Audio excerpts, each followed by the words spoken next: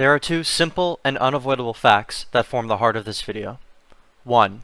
There is a severe housing shortage that is causing rents and mortgages to skyrocket faster than wages can keep up with. 2. The neighborhood of Spruce Hill, Philadelphia, has one of the largest collections of Victorian architecture in the country and is in the process of applying to become a historical district. And it is here where development and preservation clash against one another. Some people say the building behind me is ugly and out of place in this neighborhood. Perhaps this is true, but it raises an important question. Should we preserve our neighborhoods in order to save historic architecture? Or should we develop as much as we can in order to reduce housing costs? And yet, even more questions remain. Are the two mutually exclusive? Will we have to be doomed to a future of boxy, vinyl 5/1s? Or maybe a future where only the rich can afford houses? Who even gets to decide all of this? We'll find out.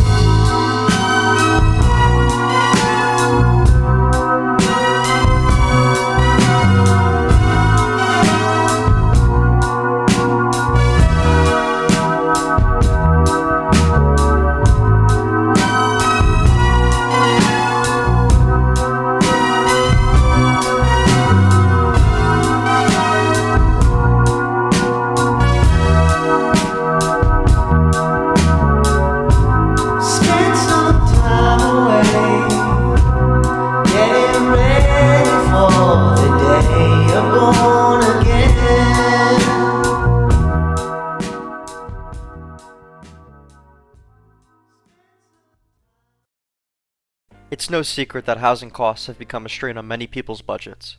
I won't go too in depth, but most of the blame lies with the economics of supply and demand. Not enough housing units have been built to meet the current market demands. With a supply shortage and demand surge, the conditions are ripe for a price increase. While certain cities have met the challenge and built as much as possible, other cities, well, they fall a bit short, sometimes staggeringly short. In Philly, housing prices have risen like everywhere else, but are somewhat under control and affordable, especially when compared to other large cities. Certain neighborhoods have seen a boom in construction of new housing, but sometimes new construction faces delay after delay, or gets completely neutered into something that doesn't fully utilize the land it's on. Sure, compared to the rest of Pennsylvania, it's more expensive to live here, but a city being more expensive to live in compared to the rest of the surrounding area is hardly new. Higher costs of living are usually made up by higher wages and better employment opportunities. However, this isn't entirely true for Philly. Philly may have cheap rent, but it is also a poor city, strikingly poor. It has the lowest median household income of the 10 largest cities in the United States. Its wages and income are more comparable to the southern and midwestern cities rather than its peers in the northeast.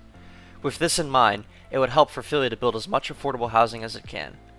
But is this what's being built? Well, not really. While many affordable housing units have been maintained and preserved, most of the new construction is not affordable. New developments being built around Philadelphia are mostly market rate or luxury apartments often targeted at young adults or college students. Now there is nothing wrong with this. After all, young adults and students need housing too, but it leaves new housing stock out of reach for many Philadelphians. Proponents of development would argue that this frees up existing housing stock from competition by higher income buyers, leaving it available for others. Opponents would argue that the new development attracts out-of-towners, rather than redirecting current residents. Though maybe a city like Philly, which saw major population declines in the previous decades, could use any residents it can get to increase its tax base.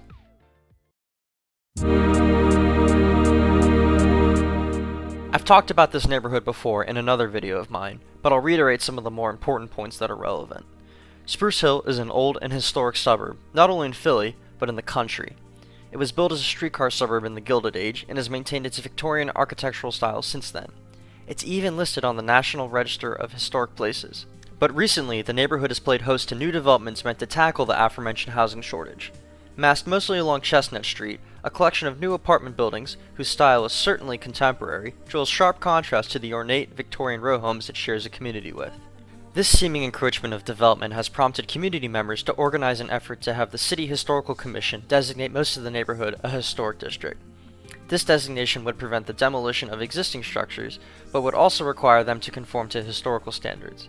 Some of the standards can be costly to maintain, and this has drawn the ire of some homeowners.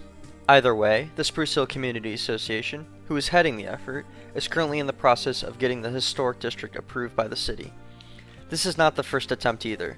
There were 2 previous attempts that failed. However, the Community Association is confident that this attempt will pass.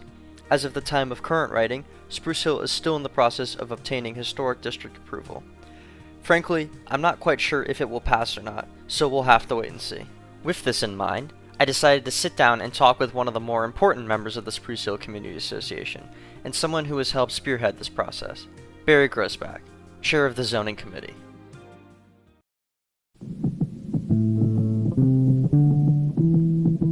Barry is a longtime resident of the neighborhood. He's very knowledgeable about the more recent history of the neighborhood, as well as being in tune with the current happenings. He grew up in Newark, New Jersey, and went to NYU for his undergrad degree. After finishing there, he went on to Indiana University for his MA and PhD in history. He then landed a job in Westchester, but eventually moved on to becoming a founding instructor at the Community College of Philadelphia. Him and his partner Mike moved into the neighborhood in 1970. To start off with, Barry talks about his early work with the Spruce Hill Community Association. And we had a couple of neighbors who owned their house and the house next door as an investment property, and Sally was a member of Spruce Hill. I didn't know anything about Spruce Hill. She said, would you consider joining the board? And I said, what is it? Spruce Hill was sort of a community association involved in things that I had some interest in, and so I agreed to be on the board. I did not know what I was getting myself into. The board is very different now. Community organizations are very different now. The Community Association used to be different. Older residents from the 40s and 50s went through a different kind of struggle out in West Philly, and board meetings consisted of what Barry calls pen bashing. This is referring to gripes against the nearby University of Pennsylvania. Next, Barry goes over how early on he was concerned about garbage in the neighborhood. This is seemingly unrelated to the historic district, but I think it's important to provide context to what the neighborhood was like 50 or so years ago and how its composition has evolved since then.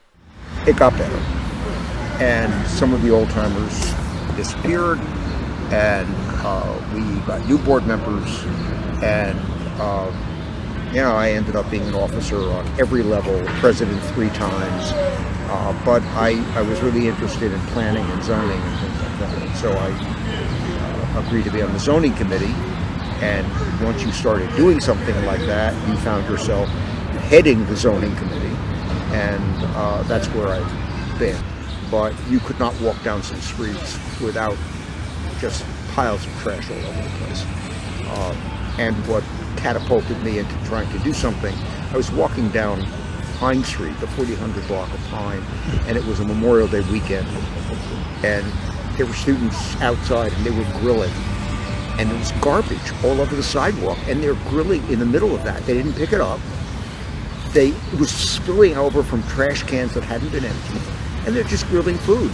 And I thought, I can't believe this scene. I can't believe you people are doing this. Where do you come from?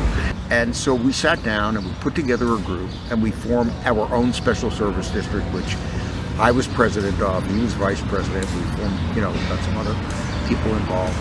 And we just asked for voluntary contributions to see if we could prove something and run something and clean up the neighborhood. We hired the same outfit that was cleaning Center City District, and the neighborhood was spotless. The Special Services District even had support from Penn, but Barry eventually wanted to put together something more professional and something that wouldn't operate in the red from lack of donations. It sat on Penn's back burner until a tragic incident occurred. Then Vladimir Sled, a graduate student at Penn, was murdered on 4300 block of Larchwood, and all hell broke loose, and that's when the road administration made a decision. They either put up a moat around 40th Street with man-eating dragons, or they do something about the surrounding neighborhood. And out of that, we had a planning process in Spruce Hill with the University of Pennsylvania, and out of that came the sort of Bible that Penn followed in terms of what it decided to do out here. That included building a public school, which became Penn and Alexander, ultimately Clean and Safe, that became the Special University City District. So I've been involved with the district since the very beginning. I'm on the board, the executive committee, and I'm now an officer. So that's the kind of stuff that you get involved in a community that was not like it is now. People have no idea of what this neighborhood was like, the things that people had to go through in order to stabilize it, the fact that even now we have about 18 to 19% of a homeowning base in all of Spruce Hill. The rest is all investment. Now we talk about the historic district. Unfortunately, I vastly overestimated my camera's battery life, and so there's only audio for the remainder of the interview. We have been at this for a long time, and we worked and we submitted a historic district nomination for Spruce Hill in the 1980s, and then it sat, and the Historical Commission did nothing with it. And we kept asking, when are you going to take it up? Didn't get an answer. And then other districts were moved in front of us. And it sat so long that they then came to us and said, well, your district is now out of date, you'll have to do it over again. We had to do it all over again, submit another proposal, another historic district nomination, all of the work again, documenting every property. We had to raise the money to do it, and it sat. And they finally said, it's political. And what they meant by that was the councilwoman said, don't move it. The councilwoman Barry is talking about is former longtime councilwoman Janie Blackwell, who is believed by many to have worked with developers in West Philly, although ironically she also blamed them for her election loss back in 2019. This is our third attempt. We have yet to be heard by the Historical Commission, and we have been at this since the 1980s. That has not happened with any other neighborhood group seeking historic designation ever in the city of Philadelphia. And do you think that's still because of the aforementioned political reasons, or do you think it's more well, we have the same group contemporary? That is trying to kill this one that killed the others. But I believe that our current council person will be neutral, and that's all we ask. I then questioned Barry about who he thinks opposes the historic district efforts. I think the opposition is coming from people who don't live in Spruce Hill. The area that we're talking about, the current quadrant that is up for designation from 39th to 43rd, from Spruce to, I guess it includes Woodland, the number of homeowners east of 42nd Street, between 39th and 42nd, maybe 3. Wow. Yeah. All the rest is investment property owners. And they have never, they opposed the historic district. You know, I don't know what people are, what assumption they're making about what a historic district does and why they're opposing it. We're trying to prevent these developers from knocking down buildings at will and just doing what they want because they can. You know, because in the city of Philadelphia, you can get an application over the counter to take down any building if it is not on the local historic district. We talk about the economics of supply and demand on housing prices in the neighborhood. I also mention how proponents of development point to density as being able to reduce housing prices. Where are you going to find the land to build on? Mm-hmm. You know, where are you going to find the land to build on? We tried to get affordable housing in every one of those developments that went up on Chestnut Street. The guys wouldn't hear of it. They didn't have to. They could get their density bonuses, put money into a fund, and then where the hell's the money from the fund? Didn't come back to this neighborhood. Mm-hmm. And we're working with the councilwoman to get her bill through that would see to it that the money would at least come back to the neighborhood. This is one of the most densely populated neighborhoods in the city of Philadelphia. You know? Mm-hmm.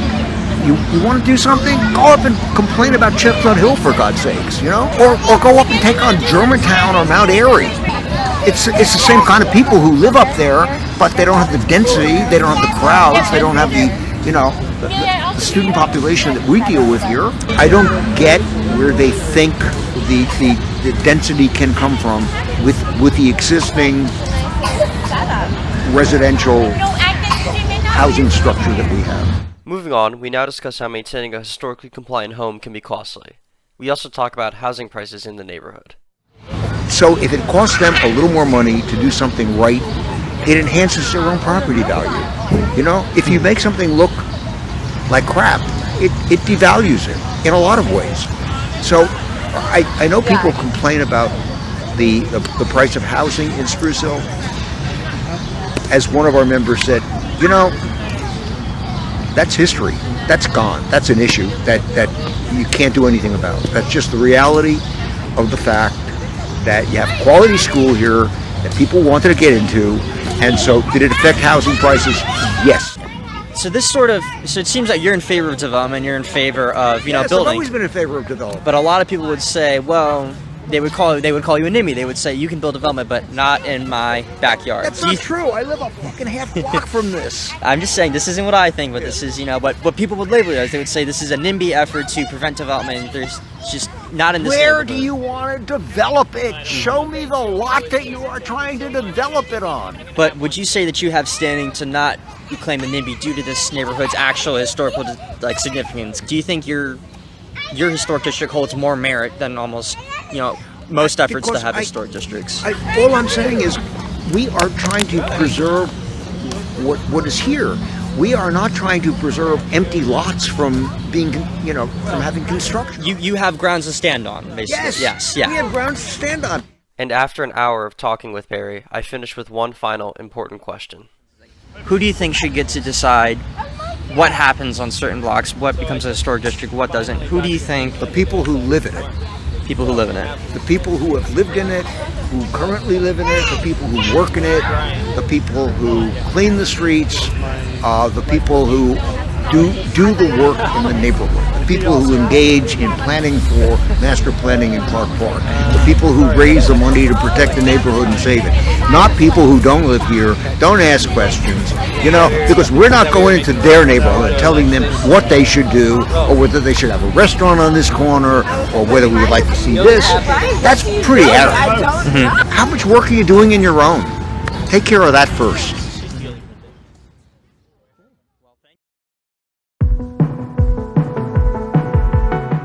After talking to Barry about some of the people who opposed the historic district, the Political Action Committee 5th Square came up multiple times.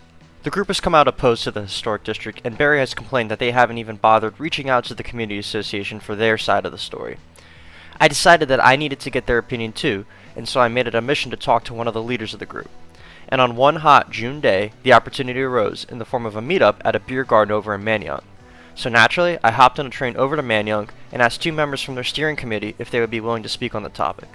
They agreed. And so, with a better appreciation for my camera's battery life, we sat in the beer garden together and had a chat. I'm Steph Davis. I'm the chair of 5th Square Political Action Committee. All right. My name is Will. I'm an organizer and volunteer with 5th Square. I live in West Philly too. So. The first question I posed to the pair was simple. Why does 5th Square oppose the Spruce Hill Historic District? I can start. We know that it's a choice neighborhood. People want to live there, and we know that there are barriers to building more housing. If we were to keep a facade, there's barriers to building apartments on top of those historic buildings. We want to make sure that everyone who wants to live in a given neighborhood has the opportunity to, and we find this as like another barrier to entry to live in that neighborhood. Right. So like in Philadelphia, in Pennsylvania, in the country as a whole, we have a growing housing affordability crisis. A lot of that's driven by restrictive land use regulation, basically cities and towns saying who can build what where. For Spruce Hill's case, it's a neighborhood with, probably one of the best elementary schools in the city, right? It has amazing access to transit. It's obvious why it's like a high demand neighborhood. We fundamentally believe that more folks should be able to live there. More folks should be able to afford to live there. And our concerns with the historic district is that by saying what you can or cannot do with a piece of land is going to drive up housing costs, both for people that live there currently and for folks who are seeking to live there. So when my wife and I were looking to buy a house and settle down, we actually looked at Spruce Hill and we found quickly that it was, out of our price range, right? Especially within the catchment where houses are, $500,000 at least. As much as, me and my family would love to live in Spruce Hill, simply priced out, just because there was just a lack of housing options there. There's an argument given that new housing is more expensive than historic housing than existing housing, right? Our response to that would be folks looking to move into a certain neighborhood, they're not going to disappear like if there's no housing option for them. They're just going to bid up existing housing, or they're going to move further out and drive up gentrification in other neighborhoods of Philadelphia. So. Next, I informed them that a lot of members from Spruce Hill Community Association are more concerned about preventing demolitions rather than preventing new developments on empty lots. I asked if this is a valid concern to have. When we see like the preservation of buildings, it's usually like in the current form that it's in, which right now things are limited. You can't have multi-unit, you can't have a church converted into apartment buildings. There's just like, and particularly within historic districts, it could even cost more to fix and upkeep existing homes because there are restrictions on who can fix it and what materials they use and what kind of windows get replaced and what kind of doors get replaced. And we know that neighborhoods are living and breathing things that evolve over time. There are certainly places that definitely like need to be preserved and valued and held in esteem like that. It just cannot be so restrictive that we limit that reuse of spaces that would otherwise see their own demise because of other reasons, because nobody can afford to do the peak preservation of it. You know, like sometimes it's best if we can get done what can get done. If it means that like we're putting in multi-unit, it means more people can live there, it means that it's more affordable to keep it up and to keep it existing, rather than what right now in some places it's cheaper to demolish because of that reason. I guess to answer your question directly, whether we support demolishing historic properties for new housing, for my answer it'd be no, right?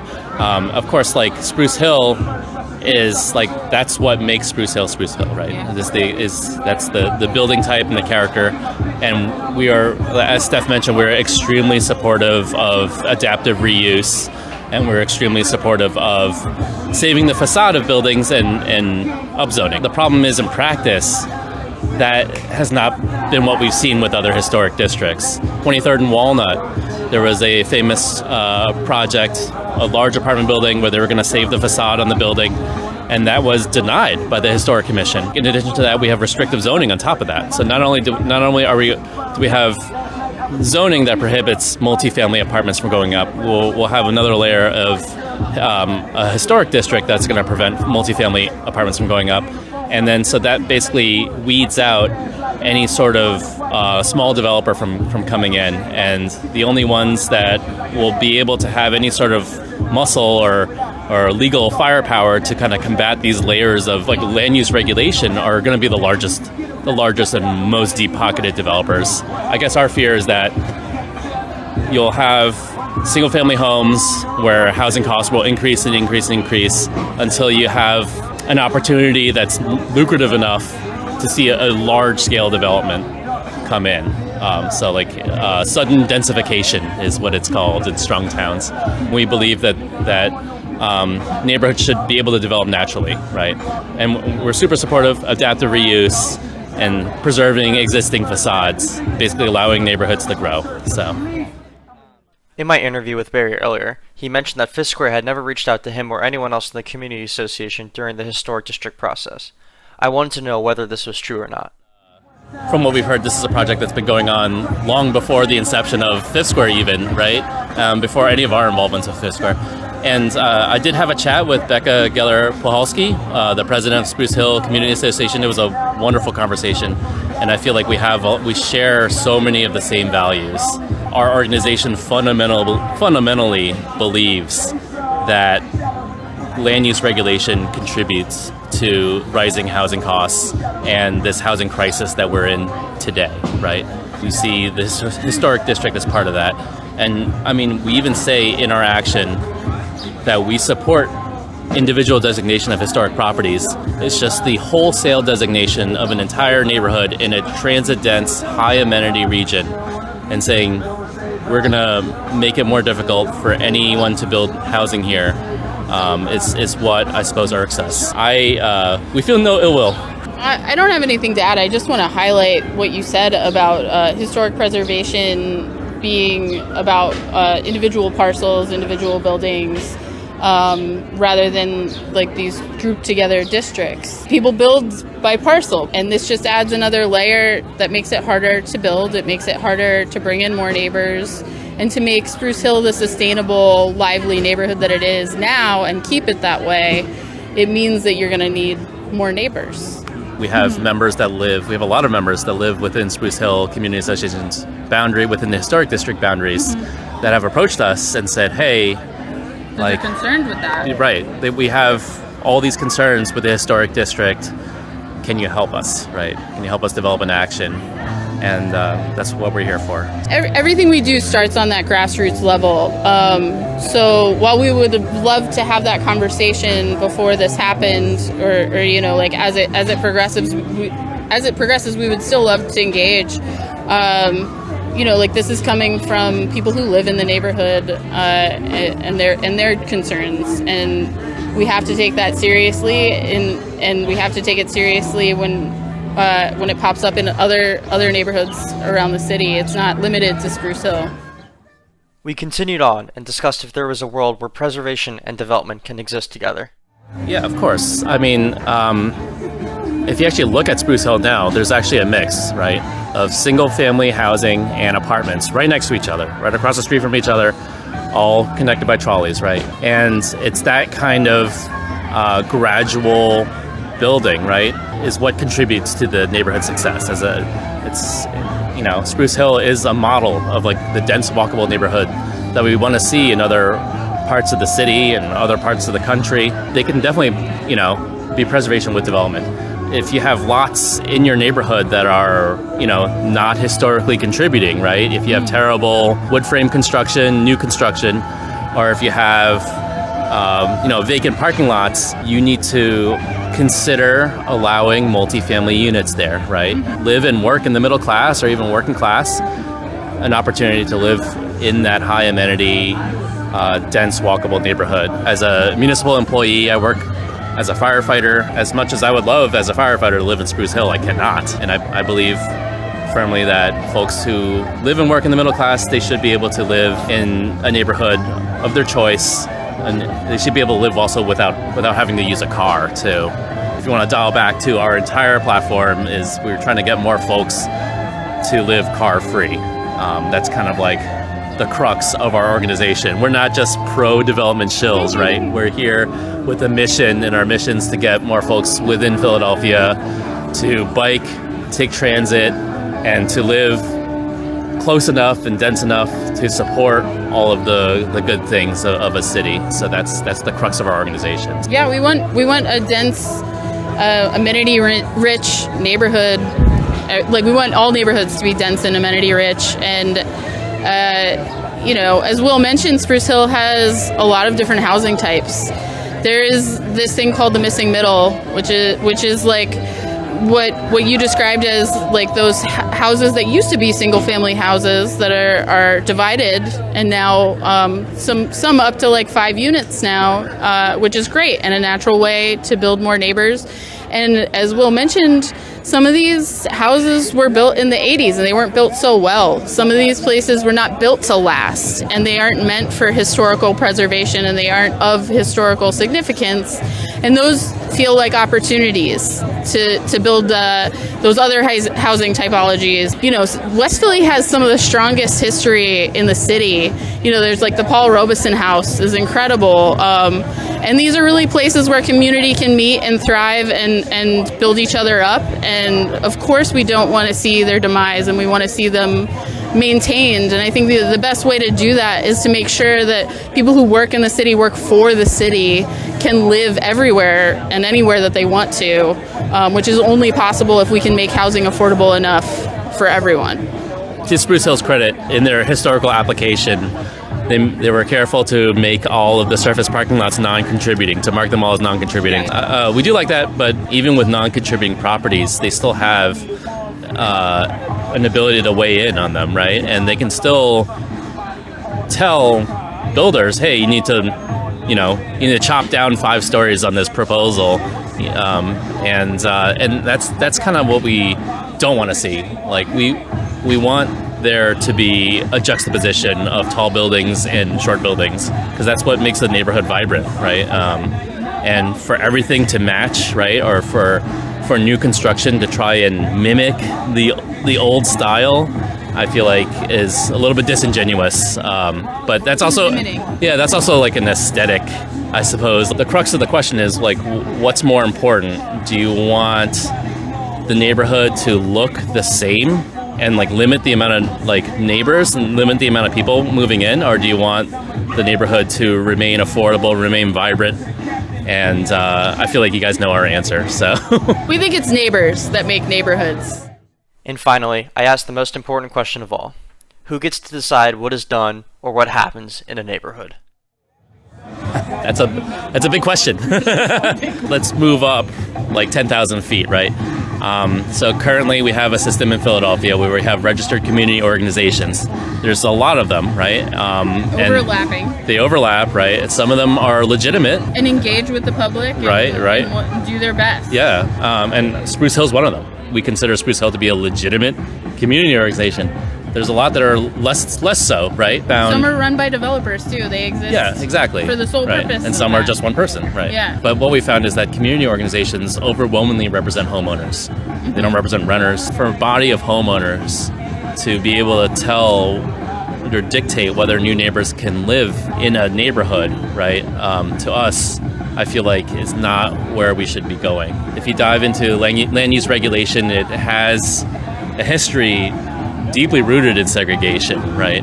You see a lot of homeowners just basically saying no, right? Telling folks, no, you can't move in here, you're not welcome here.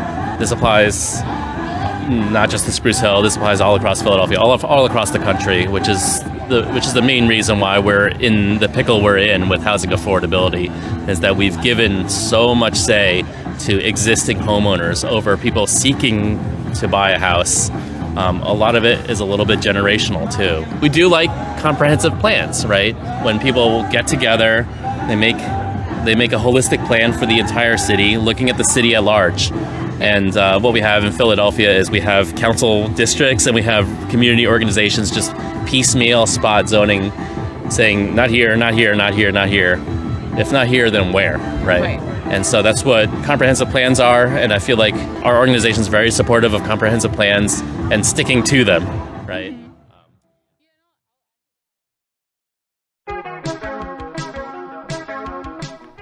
I talked a lot with Barry, Will, and Steph. Learning about their thoughts and priorities really helped me fully understand the nuances and controversy around the historic district. After hours of talking with Barry, I think people misunderstand who he is. He's not some wealthy homeowner trying to keep every poor renter out of his neighborhood. He just wants more people to be able to own homes in the neighborhood, rather than have buildings be investment properties for landlords who may not even live in the state. It's not rich homeowners versus renters. It's homeowners versus campus apartment developers. That's the fight that's been going on in Spruce Hill. And residents here have a genuine reason to mistrust developers, because those same developers weaponize political willpower to keep the historic district from happening for over 30 years. It's the same tactic used by NIMBYs in other parts of the country to keep developers out of neighborhoods too. Now that people finally see the light at the end of the tunnel with the historic district, they feel attacks from outsiders are just as unfounded as those from developers from years before. On the other hand, people also misunderstand what Fifth Square and other urbanist advocates are. Will and Steph aren't chills for developers. They don't wish to build apartment towers on every block and impose their views on all. They simply advocate for an urban landscape that allows for more neighbors, more flexibility in living options, and more transportation choices. Groups like Fifth Square also advocate for those who may not have the ability to afford a home, or those working towards home ownership, because as mentioned at the start of the video, housing prices are out of control. Additionally, they are not anti-preservation.